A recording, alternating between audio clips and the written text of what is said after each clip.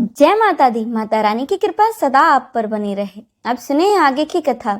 माता रानी कहने लगी, हे देवताओं, आप लोग किसी प्रकार की चिंता न करें।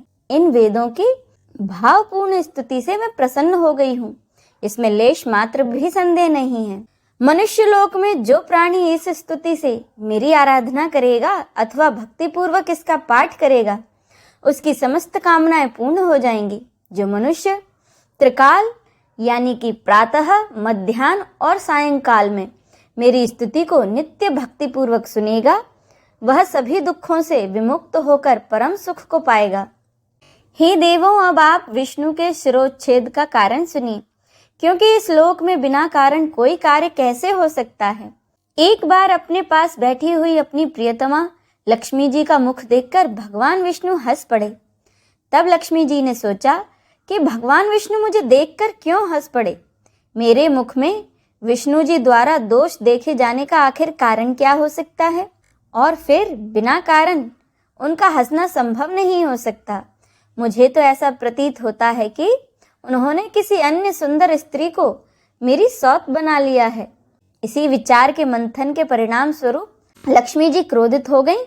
तभी उनके शरीर में तामसी शक्ति व्याप्त हो गई। इसके बाद किसी देव योग के प्रभाव से देवताओं के कार्य साधन उद्देश्य से ही उनके शरीर में अत्यंत उग्र तामसी शक्ति प्रविष्ट हुई।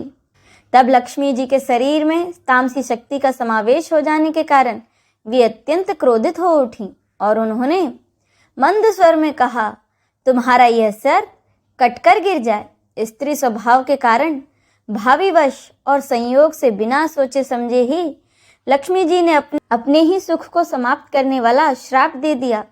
अब मैं उन वासुदेव को पूर्व की भांति सिर युक्त कर देती हूँ। इनका सिर पूर्व श्राप के कारण लवण सागर में डूब गया है। हे श्रेष्ठ देवताओं, इस घटना के होने में एक अन्य कारण भी है। आप लोगों का महान कार्य अवश्य सिद्ध होगा, इसमें कोई संदेह नहीं। प्राचीन काल में महाबाहु एवं अति प्रसिद्ध हयग्रीव नाम का एक दानव था, जो सरस्वती नदी के तट पर बहुत कठोर तपस्या करने लगा। वह दैत्य आहार का त्याग कर कर समस्त इंद्रियों को अपने वश में करके तथा सभी प्रकार के भोग से दूर रहते हुए मेरे माया बीजात्मक एकाक्षर मंत्र ह्रीम का जप करता रहा। इस प्रकार समस्त आभूषणों से विभूषित मेरी तामसी शक्ति का सतत ध्यान करता हुआ वह हजारों वर्षों तक कठोर तप करता रहा। उस समय उस दैत्य ने जिस रूप में मेरा ध्यान किया था, उसी तामसी रूप में उसे दर्शन हेतु मैं उसके समक्ष प्रकट हुई। उस समय सिंह पर सवार हुई मैंने दयापूर्वक उससे कहा, हे महाभाग, तुम वरदान मांगो, मैं तुम्हें तुम्हारा मनोवांछित वरदान दूंगी। वह दानव देवी का यह वचन सुनकर वह बोला, हे महामाये, हे जगत का सृजन, पालन और संहार करने वाली, हे मोक्षदायिनी, हे शिवे, आप देवी को मेरा नमस्कार है। पृथ्वी, जल, तेज, वायु एवं आकाश, इन 5 महाभूतों का कारण आप ही हैं, तथा गंध, रस, रूप, स्पर्श एवं शब्द, इन तत्वों का कारण भी आप ही हैं। हे महेश्वरी, सभी ज्ञानेंद्रियां, सभी कर्म इंद्रियां आपसे ही उत्पन्न हैं। तब देवी बोली, तुम्हारा क्या अभीष्ट है? जो कुछ भी तुम चाहते हो वह मांग लो, मैं उसे अवश्य पूरा करूंगी, क्योंकि मैं तुम्हारी अनन्य भक्ति से और तपस्या से अति प्रसन्न हूँ। तब हयग्रीव बोला, हे माता, आप मुझे एक ऐसा वरदान दें जिससे मेरी मृत्यु कभी ना हो और देव दानवों द्वारा मैं अपराजय रहता हुआ सदा के लिए अमर योगी हो जाऊं। इस पर देवी बोली, जन्म लेने वाले की मृत्यु निश्चित है और मरने वाले का जन्म लेना भी निश्चित है। लोक में स्थापित इस प्रकार की मर्यादा का उल्लंघन कैसे संभव है? इसीलिए हे दानव श्रेष्ठ, तुम कुछ और मांगो। तब हयग्रीव बोला, हे जगदम्बे, मेरी मृत्यु हयग्रीव से ही हो, किसी अन्य से नहीं। मेरी इसी मनोवांछित कामना को आप पूरा कीजिए। देवी बोली, हे महाभाग, अपने घर जाकर अब तुम सुख पूर्वक राज्य करो। हयग्रीव के अतिरिक्त अन्य किसी से भी तुम्हारी मृत्यु कदापि नहीं होगी। उस दैत्य को यह वरदान देकर मैं अंतर्धान हो गई और वह भी परम प्रसन्न होकर अपने घर लौट गया। वह दुष्टात्मा इस समय मुनिजनों तथा वेदों को हर प्रकार से पीड़ित कर रहा है और तीनों लोकों में कोई भी ऐसा नहीं है जो उसका संहार कर सके। इसीलिए देवताओं के कल्याणार्थ भगवान हयग्रीव उस पाप आत्मा, अत्यंत क्रूर तथा दानवी स्वभाव वाले महाअसुर हयग्रीव का संहार करेंगे।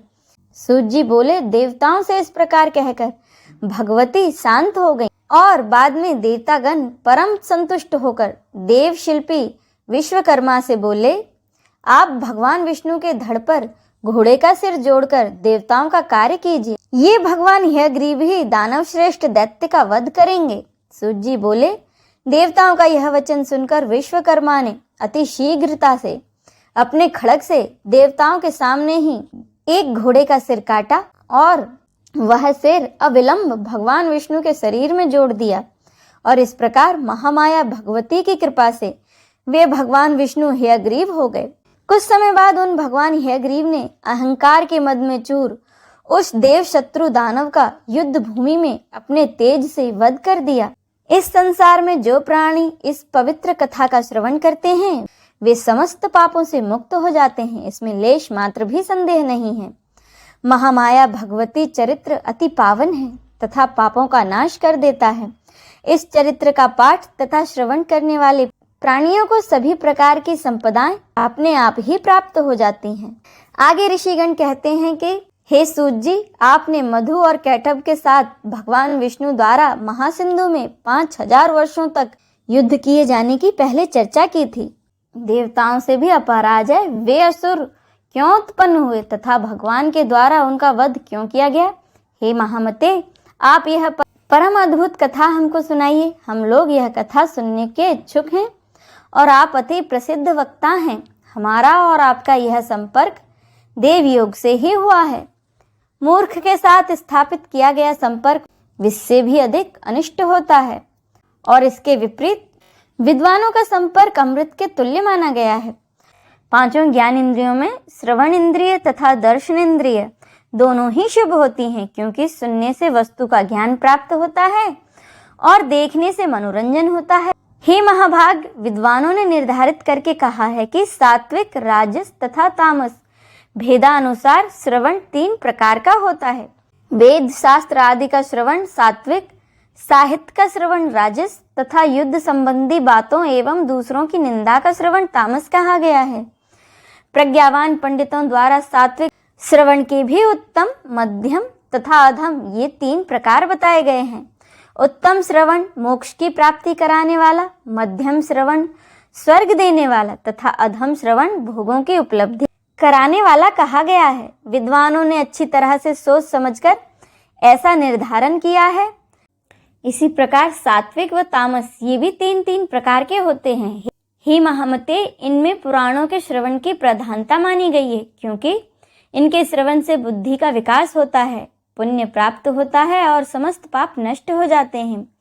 अतएव हे महामते, पूर्व काल में महर्षि व्यास जी से सुनी हुई समस्त कामनाओं को सिद्ध करने वाली परम पवित्र पौराणिक कथा कहिए। सूत जी बोले, हे महाभाग, इस पृथ्वी लोक में आप लोग धन्य हैं और मैं भी धन्य हूँ, क्योंकि आप लोगों में कथा श्रवण के प्रति और मुझ में कथा वाचन के प्रति विवेक जागृत हुआ है। तीनों लोग महाजल राशि में विलीन हो गए और देवादिदेव भगवान विष्णु से सैया पर सो गए। तब भगवान विष्णु के कान की मैल से मधुकैटभ नामक 2 दानव उत्पन्न हुए। वे महाबली दैत्य उस महासागर में बढ़ने लगे। वे दोनों दैत्य क्रीड़ा करते हुए उसी समय सागर में इधर उधर भ्रमण करते रहे। एक बार उन दोनों भाइयों ने विचार किया, बिना किसी कारण के तो कोई कार्य नहीं होता और बिना किसी आधार आधेय की सत्ता कदापि संभव नहीं है। अतः आधार आधेय का भाव हमारे मन में बार बार आता रहता है। अति विस्तार वाला तथा सुखद यह जल किस आधार पर स्थित है? किसने इसका सृजन किया है? यह किस प्रकार उत्पन्न हुआ है? और इस जल में निमग्न हम लोग कैसे स्थित हैं? हम दोनों कैसे पैदा हुए और किसने हम दोनों को उत्पन्न किया? हमारे माता पिता कौन हैं? इस बात का भी कोई ज्ञान हम दोनों को नहीं है। सूत जी बोले, इस प्रकार चिंतन करते हुए वे किसी निश्चय पर नहीं पहुंचे। तब कैटभ ने अपने भाई मधु से कहा, हे भाई मधु, हम दोनों के इस जल में स्थित रहने का कारण कोई अचल महाबली शक्ति है, ऐसा ही मैं मानता हूँ। उसी से समुद्र का संपूर्ण जल व्याप्त है और उसी शक्ति के आधार पर यह जल टिका हुआ है तथा वे ही परात्परा देवी हम दोनों की स्थिति का कारण हैं। इस प्रकार विविध चिंतन करते हुए वे दोनों दानव जब सचेत हुए तब उन्हें आकाश में अत्यंत मनोहारी एक वाणी सुनाई पड़ी। उसे सुनकर वे दोनों उसका दृढ़ अभ्यास करने लगे। इसके बाद उन्हें आकाश में कौंधती हुई सुंदर बिजली दिखलाई पड़ी। तब उन्होंने सोचा, निसंदेह यह मंत्र ही है और यह सगुण ध्यान ही आकाश में प्रत्यक्ष दृष्टिगत हुआ है। इसके बाद वे दोनों दैत्य आहार का त्याग कर इंद्रियों को वश में करके उसी विद्युत ज्योति में मन केंद्रित किए हुए समाधि भाव से जप ध्यान करने में लीन हो गए। इस प्रकार उन दोनों ने 1000 वर्षों तक कठोर तपस्या की, जिससे वे परात्परा शक्ति उन दोनों अति प्रसन्न हो गई। घोर तपस्या के लिए अपने निश्चय पर दृढ़ रहने वाले उन दोनों दानवों के ऊपर कृपा के निमित्त एक आकाशवाणी हुई, जिसमें उन्हें सुनाई दिया कि हे दैत्यों, तुम दोनों की कठोर तपस्या से मैं परम प्रसन्न हूँ। अतएव तुम दोनों अपना मनोवांछित वरदान मांगो, मैं अवश्य दूंगी। सूत जी बोले, उस आकाशवाणी को सुनकर दानवों ने कहा, हे देवी, हमारी मृत्यु हमारी इच्छा अनुसार हो, हमें आप यही वरदान दीजिए। वाणी ने कहा, हे दैत्यों, मेरी कृपा से अब तुम दोनों अपनी इच्छा से ही मृत्यु को प्राप्त हो गए। दानव और देवता कोई भी तुम दोनों भाइयों को पराजित नहीं कर सकेगा, इसमें कोई संदेह नहीं। सूत जी बोले, भगवती से ऐसा वरदान प्राप्त कर वे दोनों दैत्य अहंकार के मद में चूर होकर उस महासागर जलचर में जीवों के साथ क्रीड़ा तत्पर हो गए। हे विप्रों, कुछ समय बीत जाने पर उन दोनों दानवों ने संयोगवश ब्रह्मा जी को कमल के आसन पर बैठे हुए देखा। उन्हें देखकर युद्ध की लालसा से वे दोनों महाबली दैत्य प्रसन्न हो उठे और ब्रह्मा जी से बोले, हे सुव्रत, आप हम लोगों के साथ युद्ध कीजिए, अन्यथा यह पदासन छोड़कर आप अविलंब जहां जाना चाहें वहां चले जाइए। यदि आप दुर्बल हैं तो इस शुभ आसन पर बैठने का आपका अधिकार कहाँ? कोई वीर ही इस आसन का उपभोग कर सकता है। आप कायर हैं, अतः अतिशीघ्र इस आसन को छोड़ दीजिए। उन दोनों दैत्यों की यह बात सुनकर प्रजापति ब्रह्मा चिंता में पड़ गए। तब उन दोनों बलशाली वीरों को देखकर ब्रह्मा जी चिंताकुल हो उठे। मन ही मन सोचने लगे कि मुझ जैसा तपस्वी इनका क्या कर सकता है। सूत जी बोले, उन दोनों वीरों को देखकर सर्वशास्त्रवेता ब्रह्मा जी साम दाम दंड भेद नीतियों के माध्यम से युद्ध की समाप्ति के उपायों को सोचने लगे। इनके वास्तविक बल का मुझे कोई ज्ञान नहीं है। नीति के अनुसार जिसके बल की जानकारी ना हो उसके साथ युद्ध करना कदापि उचित नहीं होता है।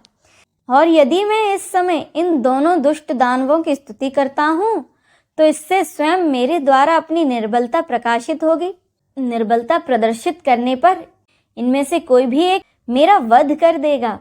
इनके साथ इस समय मैं न तो दान नीति और न तो भेद नीति को ही उपयुक्त समझ रहा हूँ। अतः इस समय उचित यही है कि मैं शेषनाग पर सोए हुए चतुर्भुज एवं पराक्रमी भगवान विष्णु को जगाऊं। वे मेरी विपत्ति अवश्य दूर करेंगे। मन में ऐसा सोचकर कमल नाल का आश्रय लेकर पद्म योनि ब्रह्मा जी मन ही मन दुखनाशक भगवान विष्णु के शरणागत हो गए। वे शुभ संबोधन के द्वारा योग निद्रा के कारण उन नारायण जगतपति भगवान विष्णु को जगाने के लिए उनकी स्तुति करने लगे। ब्रह्मा जी बोले, हे दीनानाथ, हे हरे, हे विष्णु, हे वामन, हे माधव, भक्तों की पीड़ा हरने वाले, हे सर्वव्यापी, हे जगतपते, हे अनंत स्वरूप, हे वासुदेव, हे जगत के स्वामी, हे दुष्टों तथा शत्रुओं का संहार करने में एकाग्र चित्त वाले, हे चक्रधर, हे गदाधर, हे सर्वज्ञ, सर्वलोकेश, हे सर्वशक्ति संपन्न, हे देवेश, हे दुखनाशन, अब आप उठिए और मेरी रक्षा कीजिए। हे विशंबर, हे विशालाक्ष, हे पुण्य श्रवण कीर्तन, हे सृष्टि के पालन और संहार के कारक, हे महाराज, ये दोनों दानव मेरा वध करना चाहते हैं। हे सर्वाधार, मैं इस समय संकटग्रस्त हूँ, क्या आप यह नहीं जानते? हे महाविष्णु, मैं इस समय दुख से अत्यधिक पीड़ित हूँ और आपके शरणागत हूँ। ऐसी स्थिति में यदि आप मेरी उपेक्षा करेंगे तो आपका जगत पालन का नियम निरर्थक हो जाएगा। इस प्रकार की स्तुति करने पर भी जब योग निद्रा में लीन भगवान विष्णु नहीं जगे, तब ब्रह्मा जी ने विचार किया कि भगवान विष्णु अवश्य ही शक्ति के अधीन होकर योग निद्रा के वश में हो गए हैं, जिससे ये धर्मात्मा नहीं जग रहे हैं। अब दुख से पीड़ित मैं इस समय क्या करूं? अहंकार के मद में चूर वे दोनों दानव मुझे मारने के उद्देश्य से यहाँ आ गए हैं। अब मैं क्या करूं और कहाँ जाऊं? अब तो मुझे शरण देने वाला कोई भी नहीं है। इस प्रकार मन ही मन सोचते हुए वे एक निष्कर्ष पर पहुंचकर एकाग्रचित हो उन भगवती योग निद्रा की स्तुति करने लगे। उन्होंने अपने मन में यह दृढ़ विचार रख लिया कि वे ही महाशक्ति मेरी रक्षा करने में समर्थ हैं, जिन्होंने भगवान विष्णु को भी चेतनाहीन कर दिया है। इस लोक में जैसे मृत प्राणी को शब्द आदि गुणों का आभास नहीं हो पाता, उसी प्रकार निद्रा के कारण अपने नेत्र मूंदे हुए भगवान विष्णु कुछ भी जान सकने में असमर्थ हैं। मेरे द्वारा नाना विधि स्तुति किए जाने पर भी भगवान विष्णु निद्रा का त्याग नहीं कर रहे हैं। अतएव मैं जानता हूँ कि निद्रा इनके अधीन नहीं है, अपितु निद्रा के द्वारा ही ये वशीभूत कर लिए गए हैं। जो प्राणी जिस किसी के वश में हो जाता है वह निश्चय ही उसी का दास बन जाता है। अतः ये योग निद्रा ही लक्ष्मीपति भगवान विष्णु की स्वामिनी हो गई है। जिस शक्ति के द्वारा सिंधु पुत्री लक्ष्मी के वश में रहने वाले भगवान विष्णु भी वशीभूत कर लिए गए हैं, उन्हीं भगवती ने निश्चित रूप से इस जगत को अपने अधीन कर रखा है। मैं ब्रह्मा, विष्णु, शंकर, सावित्री, लक्ष्मी एवं पार्वती, हम सभी उन्हीं के अधीन हैं, इसमें कोई संदेह नहीं। भगवान विष्णु भी जिस शक्ति के वशीभूत होकर विवश हुए उसी प्रकार से सो रहे हैं जिस प्रकार एक सामान्य प्राणी सोता है। तब अन्य महापुरुष के विषय में तो कहना ही क्या। इसीलिए अब मैं योग निद्रा की ही स्तुति करूंगा, जिनकी कृपा से निद्रा मुक्त होकर जनार्दन सनातन भगवान वासुदेव युद्ध के लिए तैयार होंगे। तदनंतर ऐसा निश्चय कर कमल नान पर स्थित ब्रह्मा जी भगवान विष्णु के अंगों में व्याप्त उन योग निद्रा की स्तुति करने लगे। अब इससे आगे की कथा का रसपान हम अगले अध्याय में करेंगे। जय माता दी। अब सुने श्री दुर्गा चालीसा। नमो नमो दुर्गे सुख करनी, नमो नमो अम्बे दुख हरनी, निरंकार है ज्योति तुम्हारी, तीहूं लोक फैली उजियारी। शशि ललाट मुख महाविशाला, नेत्र लाल भ्रुकुटी विकराला। रूप मातु को अधिक सुहावे, दरस करत जन अति सुख पावे।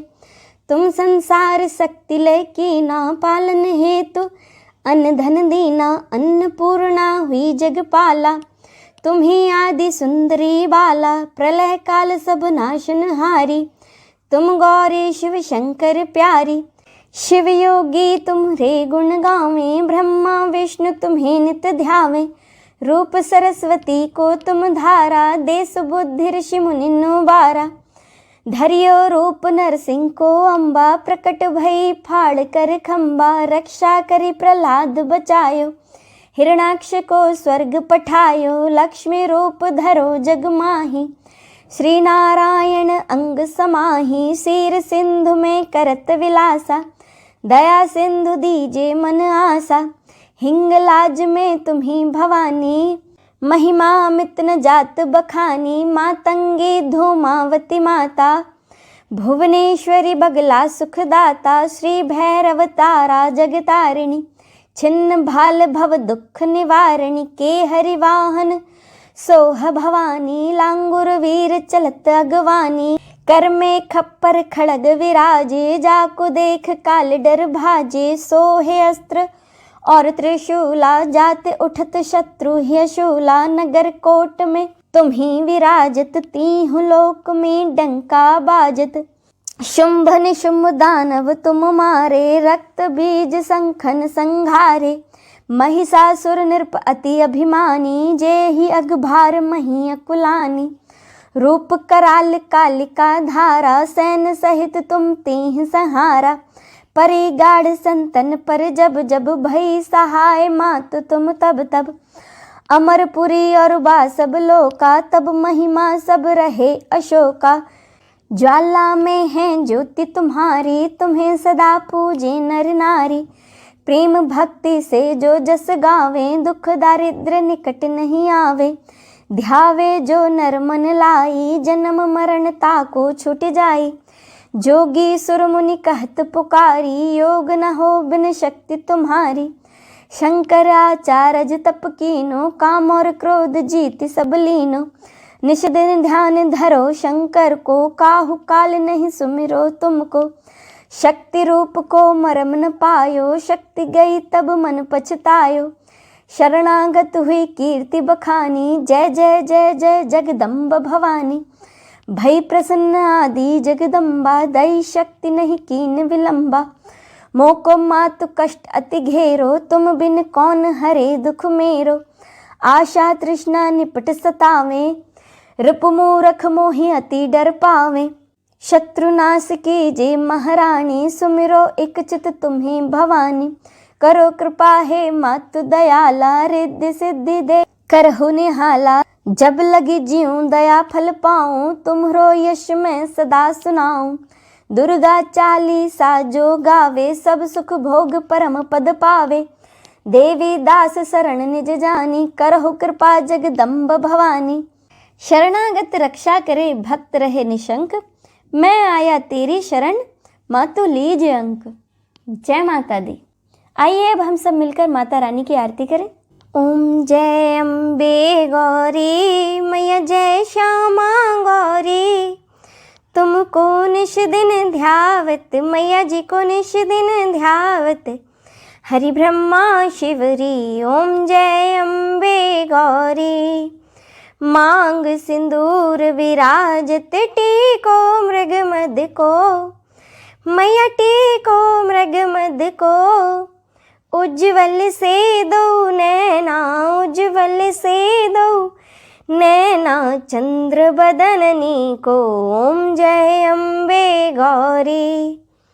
कनक समान कलेवर रक्तांबर राजे।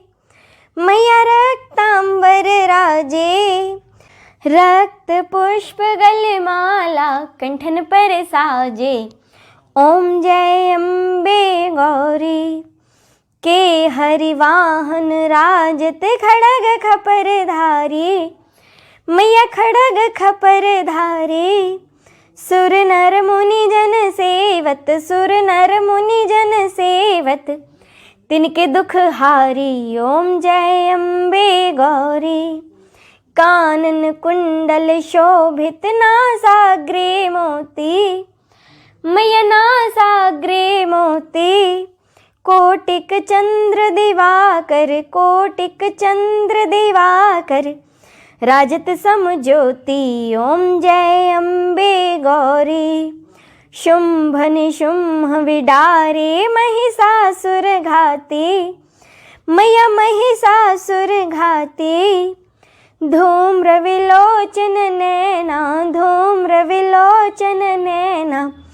निश दिन मदमाती ओम जय अम्बे गौरी। 64 योगिनी गावत नृत्य करत भैरो। मैया नृत्य करत भैरो। बाजत ताल मृदंगा बाजत ताल मृदंगा। और बाजत डमरू ओम जय अम्बे गौरी। भुजा चारति शोभित खड़ग खपर धारी। मैया खड़ग खपर धारी। मन वांछित फल पावत मन वांछित फल पावत। सेवत नर नारी ओम जय अम्बे गौरी। कंचन थाल विराजत अगर कपूर बाती। मैया अगर कपूर बाती। श्रीमाल के तुम राजत श्रीमाल के तुम राजत। कोटि रतन ज्योति ओम जय अम्बे गौरी। श्री अम्बे जी की आरती जो कोई नर गावे। मैया जो कोई नर गावे। कहत शिवानंद स्वामी, कहत शिवानंद स्वामी, सुख संपत्ति पावे। ओम जय अम्बे गौरी, ओम जय अम्बे गौरी, मैया जय श्यामा गौरी, तुमको निस दिन ध्यावत, मैया जी को निस दिन ध्यावत, हरि ब्रह्मा शिवरी। ओम जय अम्बे गौरी, ओम जय अम्बे गौरी। जय माता दी।